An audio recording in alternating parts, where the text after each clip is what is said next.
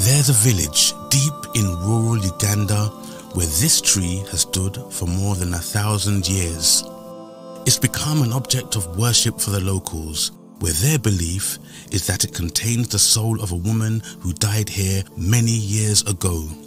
We're here to see if we can change their understanding of what Ibadah is, and also to check up on some new Muslims who left their ancestral customs behind, and some born Muslims who didn't. No problem, no problem. Bye.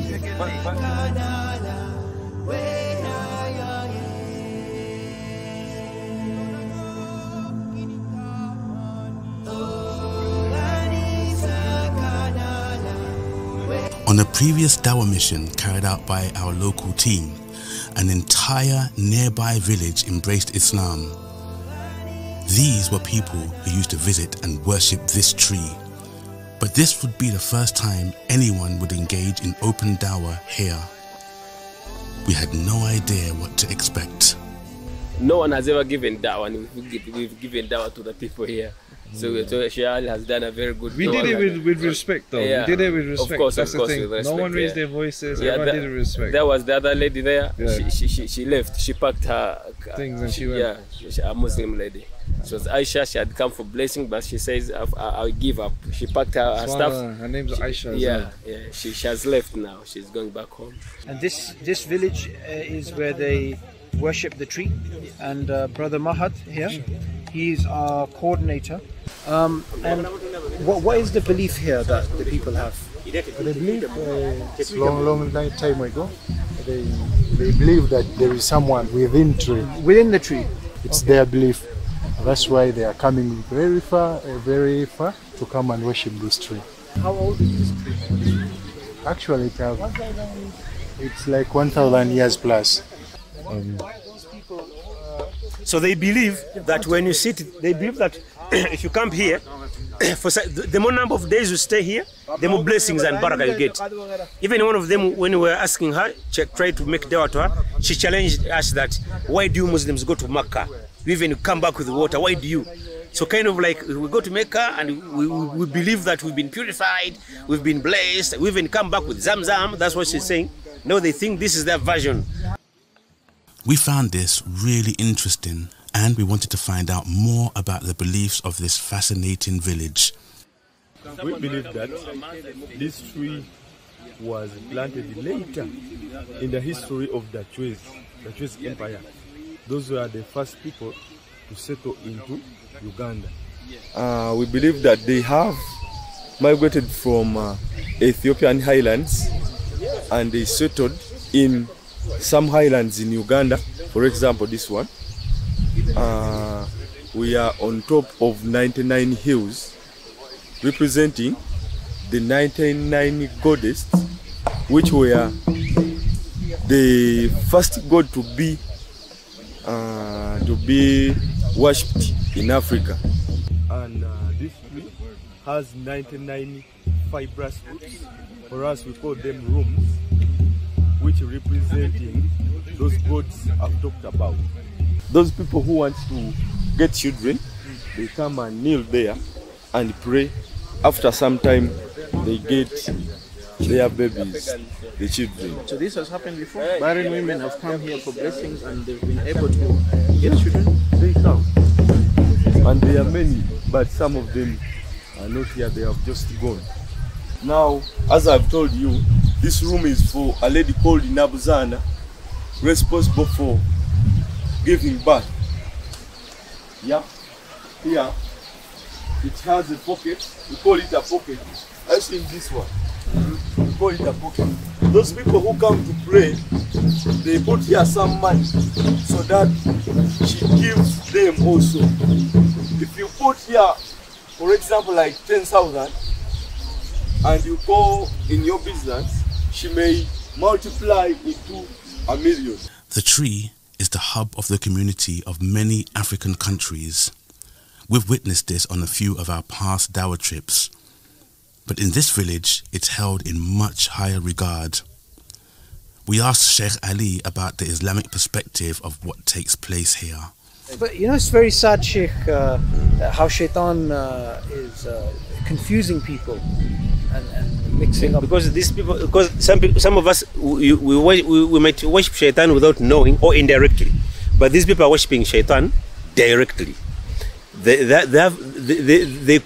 go to a senior magician who has shayateens.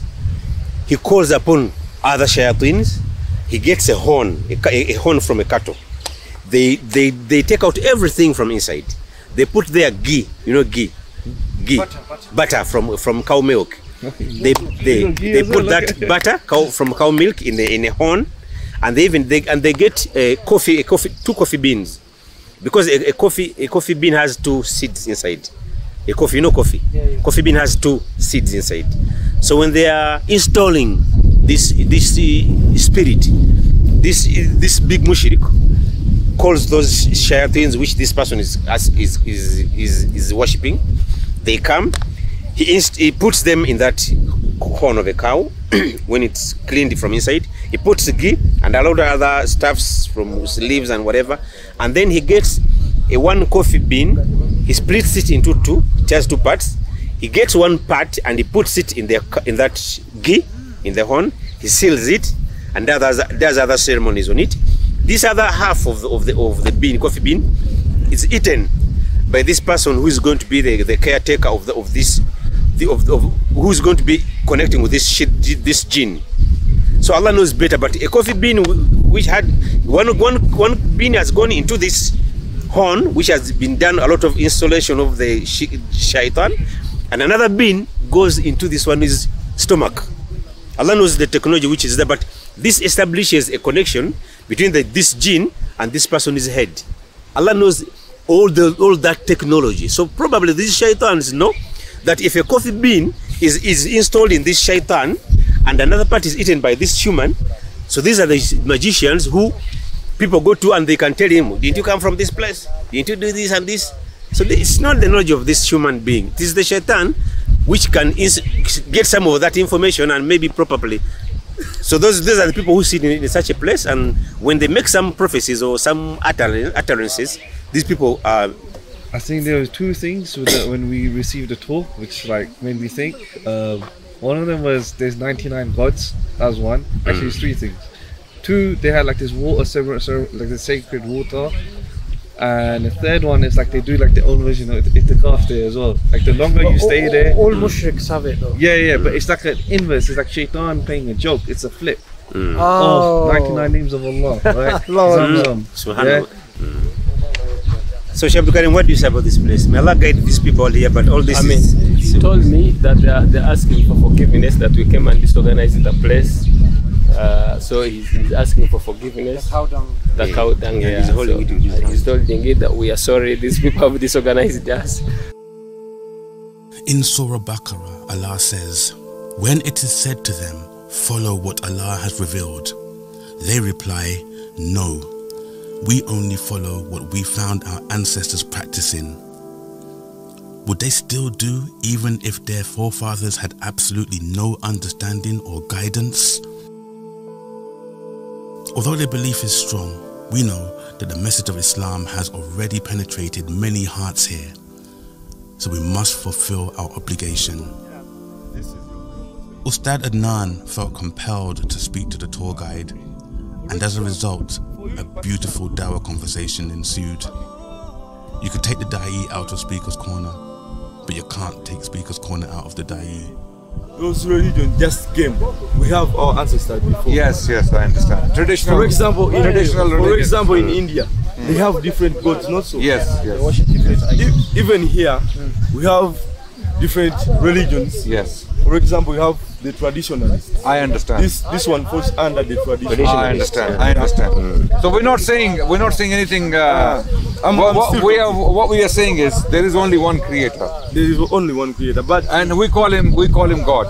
Yeah. Okay. Christians call him God. We call him Allah.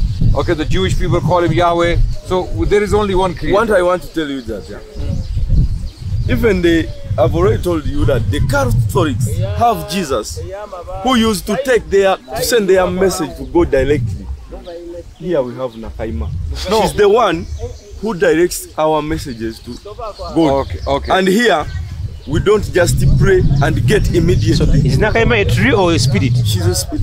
Oh, someone, and she was from the church I have told you. They had their natural powers. Brother, our Quran tells us that you want blessings from God, talk directly to Him because He can hear you. Okay, wait. If you go to the tree or to the truck or to the stone or to the bird, okay, and ask the bird, you don't know if the bird or the tree is actually speaking to God. What you are doing is now wasting your time and effort, your energy. What you do is you simply look up, say, God, help me. Do you think God is listening or not listening? Do you think God is listening or not listening? When you say, God, help me, do you think He listens or not? He listens. Khalas. This is exactly what we are told in the Quran, that you call upon Him, He will respond. Call up. The condition is you have to call Him, not others, not the tree, not the bird, not the stone. You call Him, He will respond. Okay, that's the problem. What people did, they brought others in, spirits, Jesus, idols, trees, stones. They are wasting time of humanity. What we need to do is we need to turn to our Creator, the one who made us. Okay, the one who made us, and He told us, you want me to help you? Talk to me. Don't talk to others. For example, you work in a company. And the boss, the chief, is very loving, very, very easy to approach. He has his door open. He's sitting in the office and he has written on the door, you want anything, come to me. Okay? Now you have read it. The door, there is a big statement on the door. You want anything, you come directly to me. Right? What you do, you read it. Then you go to 5 other secretaries or clerks or administrators sitting on the side, you go to them. The boss will tell you, why the hell are you going to these people? They're going to make your life difficult. They're going to ask for bribe. They're going to ask for money. Okay, you want me to talk to the boss? Give me some money and I'll take your application to the boss. But you can see the door open, you can see the boss, right? And then you don't go to the boss. Whose fault is it? Now this is what people are doing. Instead of going to the boss, asking the boss directly, who's Allah, who's the Creator, they are going to Mr. John, Mr. George, Mr. Terry, Mr. Murphy, Mr. Ram and Mr. Sham and all these different people they're going to, right? That's the issue. The issue is we need to go straight to the boss instead of using mediums, other people, other things or other objects. Okay, this is why we are lost. Sheikh, I was also telling the brother. Do you agree with this? Do you agree with this? I'm not agree, but why not? Tell me why. If the boss is telling, let me ask you that. Let me ask you. Why do you want to go to other people? I don't know much about Muslim or Islamic, but I may be knowing about Christianity. Why did God send Jesus to the people? To guide them to God. Jesus came. I'll tell you why Jesus came. Jesus came. He said, "I have been sent by God." Jesus said, it's in the Bible. Jesus said, I have been sent by God. There's nothing I can do of my own. Yet Jesus said that I'm the way to God. That means we have to pass through Jesus. No. He said that I'm the way to God. Jesus is saying, you follow me because I have been sent by God so that you can worship God. Jesus did not come, I am the way, worship me. Do you understand? What the Christians started to do, instead of following the way of Jesus, because Jesus said, I am the way, right? The way of Jesus is what? Worshipping. Doing whatever he did. The way of Jesus was to worship God. The Bible says that. Jesus himself said it. My way is to worship God, right? What the Christians did, they left the way of Jesus and they put Jesus in front of them and they started worshipping Jesus. Because he's the way. That's what they know. No. He said, I am not God. He said, there is one God who's in the heavens. Okay, He sent me, so worship Him. Worship. I can read verses from the Bible. Okay. Gospel of Mark, chapter 12, verse 29. Hear, O Israel, the Lord our God is one Lord. Worship thy Lord with all thy mind, with all thy heart, with all thy soul. These are the words of Jesus in the Gospel of Mark. Now you tell me now, where is He saying worship me? He's saying worship God. The Lord our God is one Lord. Worship thy Lord with all thy mind, with all thy heart, with all thy soul. This is what Jesus is saying. So my brother, there is no excuse. There is no excuse to worship other than God. There is no way, because there is only one. There is only one. There are no 2, no 3, no 4, no 5, no 1 million. Okay, there is only one Creator who is the most powerful, who is the most wise. Okay, so if we want the way, we worship Him. Not trees, not humans, not Jesus, not Muhammad, not Moses, or not anyone else. We don't worship Muhammad. Muhammad, our Prophet told us, I am the way to God. So do we worship Him? No. We worship His way. He told us, you follow my way, you will find God. Okay? Because I am teaching you how to worship Him. So our Prophet taught us how to pray to God. This is exactly what Jesus did. But what they did was, they thought Jesus is God. And Jesus Himself was not God. He never said, I'm God. So this is the biggest, how can I put it, biggest oppression in human history. When you leave the Creator, it's like you have a mother. You have a mother, right? Yeah. You love your mother? Yeah. Okay, you love your mother. She's at home. She needs you. What you do is you leave your mother and you go to Auntie Mary, you go to Auntie Sarah, you go to Auntie Caroline, you go and start taking care of them. You feed Auntie Mary, Auntie Caroline, Auntie Sarah, but your mother is starving. She's alone. Your mother is going to say to you, you are a traitor. You have left me and you have taken care of others. This is what we're doing. We have left God, whom we are supposed to worship, and we are worshipping trees. So, worshipping a tree, it takes time. You agree? And effort. That time and effort belongs to God, not the tree. What you are giving to the tree doesn't belong to the tree. It belongs to God. Your time and your effort belongs to God. So the amount of time you're worshipping the tree, turn to God, and you will see the wonders happening. You will see how God responds to you. You just have to be sincere. Your heart has to be sincere. And you know, the stone, the tree, the bird, the moon, and if you want to worship something, I'll tell you something better to worship. Something that deserves. The sun. Okay, if the sun was not shining, this tree would be dead 1,000 years ago. Yeah. You agree? Yeah. So the sun is giving life to this tree. Why are you worshipping the tree? Worship the sun. Yeah, worship the sun. But why don't we worship the sun? Because the sun itself is created. So why don't we go to the ultimate source who created life, who gave life to the tree? So leave the tree, leave the sun, go to the one who made all of this. Simple logic, simple solution. Now you need to think about, this is why we are Muslims. We are Muslims because we believe in one God and we believe in His messengers. And these messengers did not say we are gods. And the reason why we believe in the messengers is because they were not pagans. They did not tell us to worship the stone, the goat, or the bird. And people are doing this. In India, people are worshipping cows. They are worshipping monkey god. They are worshipping elephant god. Okay, they are worshipping all sorts of things. These people are lost. Now they are lost. What I want to tell is that they do not worship the They ask for blessings. For example, yeah, we in the church, we go and kneel in the church. This is the way how they could reach to that person whom I have told you, who directs them to God.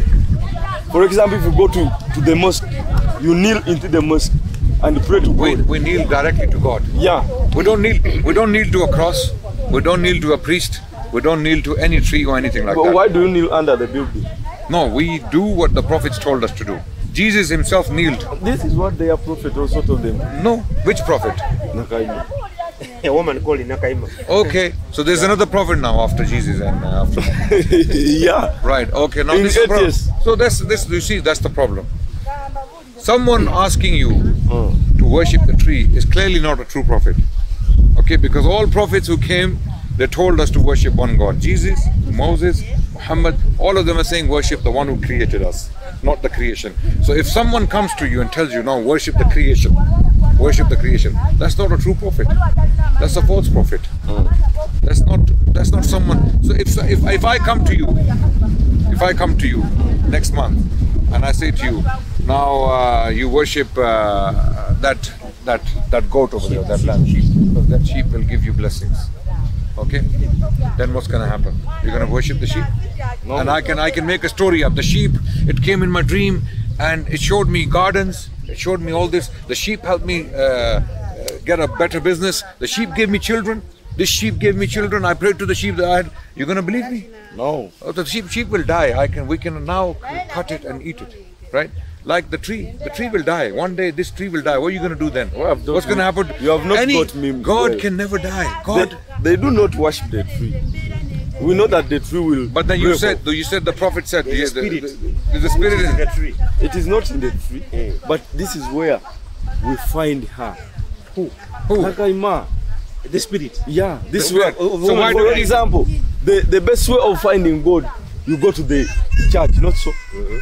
No. We don't believe that. We find God everywhere. Everywhere, not in the everywhere. Why do you guys in the church? It's a meeting place. It's a congregation. No, but you are worshiping. Who are you worshiping here? Is the question. None of your logic can work here because the spirit. Why is the spirit important? Why is the spirit important? How do you know even the spirit exists? How do you know? No, can you talk to us now? Can you talk to the spirit? Come on, we have some questions for the spirit. Can you speak to Prophet Muhammad? You. No, we can't because he was human. He's dead. You can't. Allah. Sallallahu alaihi wasallam. Our prophet we believe was human. He has done his job. He's gone. He's in earth now. He's in his grave. Okay, and he's with God. His life is unknown to us. How he is living with God is unknown to us. As far as we are concerned, he is in his grave now. Okay, we don't worship him. We don't ask him for help. We don't go to his grave and say, "Oh prophet, you give us something." No, we don't. We don't. We worship the one he told us to worship. He told us to worship God, the creator, not a spirit. Anyone coming to tell you to worship, go to the spirit and seek the spirit, and the spirit you don't even know if exists. Come on, you are intelligent. How old are you? I'm 22. 22, you are intelligent. You're not stupid. You know what I'm talking about. You know what I'm saying is true. Okay? So this is why we want you guys to understand. You will not get anything from the trees. No, never. Because this tree can become furniture. It can die. When people say that we worship spirits and other things to go to God, the Quran says those who do this, indeed sincere devotion is due only to Allah, the Creator. As for those who take others lords besides Him, saying, we worship them only so that may bring us closer to Allah, intermediaries. When you go to someone below to take you to higher person, surely Allah will judge between all regarding what they differed about. Allah certainly does not guide whoever persists in lying and disbelief. So he's saying these people are liars and disbelievers because they don't want to worship Allah. They find other excuses to worship other things. Okay. And they always give reasons. When you go to people like this, they always give reasons. They say, we are doing this because we want to get to the ultimate authority. But what Allah is saying, what God is saying, that if they wanted Allah, they would come directly to me. They don't want Allah. They're going to other people. Right? So this is something very important for you to remember, my brother. Life is short. Okay? Don't waste it. The message was delivered and it was left with him to ponder over it. Sadly, some Muslims find it hard to leave their old customs behind. He saw them sitting here earlier and he realized that they're Muslims because they're wearing hats and hijab and everything. So he came and asked them, why are you sitting here? What are you doing? And they told him that they came to visit the tree, and he started explaining that this place is not for a Muslim. We have Allah, we worship Allah, not trees and objects. You know, Alhamdulillah, clearly he's explaining to them right now that they shouldn't be here. I'm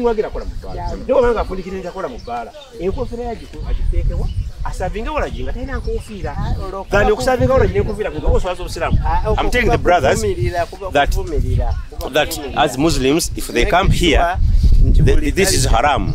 And they even are shaming Islam. Because I was telling, if I told that they decided to come here for their blessings, which is haram, and they're insisting on that, they should take off the caps, these caps. Because in Islam, in Uganda, this is an Islamic identity. Yes. At least if they take it and they hide it, it's better. But they're having the caps and they're camping here. Have the cap and go home. Keep the cap and go home. And go home. Yeah. So don't be here. I was saying, if they want barakah, they should wake up on the last third of the night and they pray to Allah. Yes. If they have their parents, they should go to their mothers and fathers and they pray to them. Yes. They ask them to make dua for them. Yes. But camping here as a Muslim, it nullifies Islam. This is shirk. Yes. And Allah never can't forgive shirk. Yes. So this brother at least is listening, and this brother is trying to beat about the bush. But as Muslims, he's saying, for them they came to camp here. So I'm telling them it is wrong to camp here as Muslims. You can only camp here for da'wah.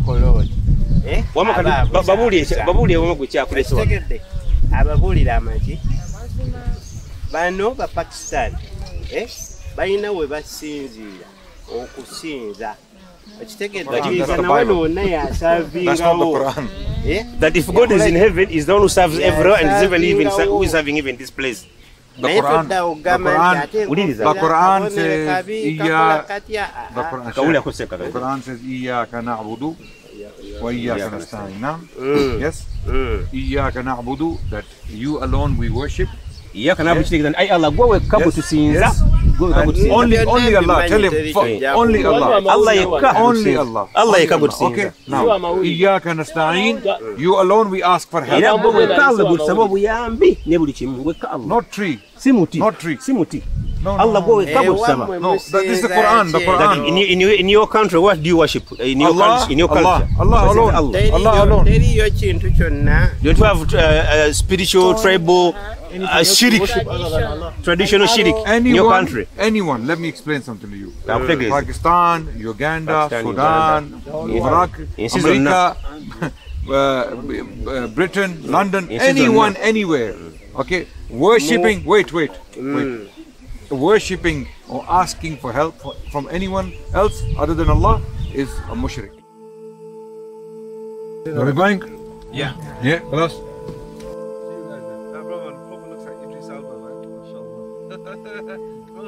You see the Sheikh Hamza, huh? You see his Urdu? Even.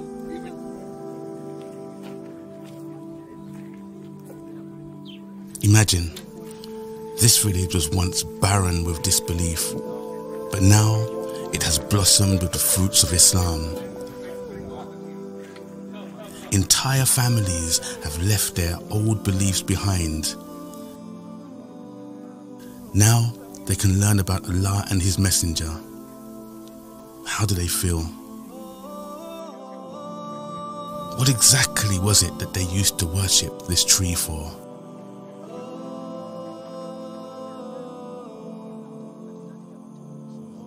I went to the tree because I desperately wanted a child. This was after trying to get pregnant for a long time. We worshipped the tree by sacrificing different items like a goat, chicken, eggs, and millet. The tree is now nothing to me. It's ordinary, just like any other tree. It's only Allah who is sufficient for me. I used to think that the tree could give me wealth, but I've come to realize when I work with my own hands and I pray to Allah, He can bless me with wealth. The IERA team advised me on how to sleep, which is based on the sunnah of our beloved Prophet Muhammad sallallahu alaihi wasallam, and this has helped me battle the shaitan and expel all those terrible dreams that I had. I've also been improving so much more spiritually, much more than before. Every time I used to worship the tree, fear would escalate deep within my heart. However, now with the abandonment of worshipping this tree, I feel more peaceful and tranquil. I feel satisfied to have become a Muslim. On the way home, I met two brothers in a red t-shirt who talked to me about Islam. I told them I worship the Nakaima tree and I was yearning to conceive a child. They told me about God the Almighty and that only He has the power and might to grant children. After that, I told them I'll think about it. When I reached home, I reflected upon the activities we performed for the tree god and compared that to what the brothers in the red t-shirts told me. This is when I came to realize that the tree really isn't God. All the misconceptions I've had about this tree because of what my parents used to tell me about its healing factors have been cleared up. After the IERA team shared Islam with me, it made me ponder and contemplate about reality. because we used to make sacrifices to get wealth back, but we got nothing in return. It was us who used to take money, gifts, and again in return, we are not making any improvements. Now, I'm seeing a much more bigger difference. It's so wide that I'm looking at myself as a complete person. Now I believe what is right because the IERA team have told me a lot about God, that indeed God is the provider and is the all-seeing, especially after the worship of the tree. I still have sustenance. So the tree has not done any harm unto me. So now I definitely know for sure that indeed Allah is the only true God. Besides Him, none other should be worshipped.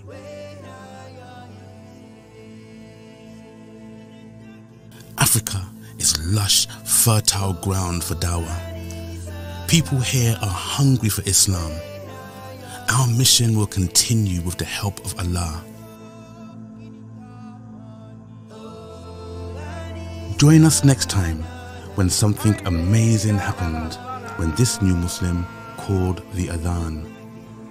Allahu Akbar, Allah.